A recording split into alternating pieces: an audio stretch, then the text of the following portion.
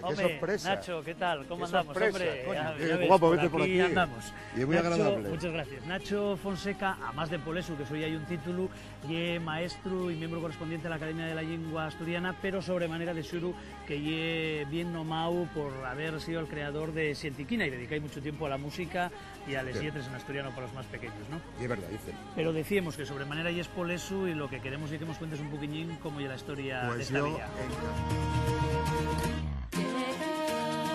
La medianoche fría y solitaria y palme que los cuellos se me enruten por el alcohol, borrina de la carne y del dolor. ¿Qué tal, Juanjo? Hombre, Nacho, ¿qué ¿Qué tal?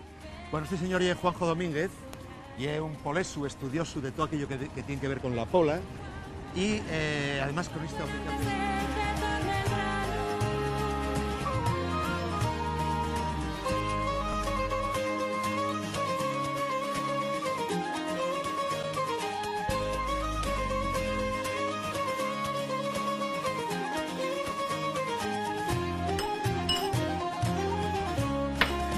¿Qué tal? César? Coño, gallo. ¿Bien? ¿Qué tal? ¿Bien? ¿Qué tal, hombre? ¿Qué tal? ¿Qué tal Bueno, por aquí, hombre? pues ya ves, dando una vueltina y con este programa de la pola que vamos a terminar precisamente en tu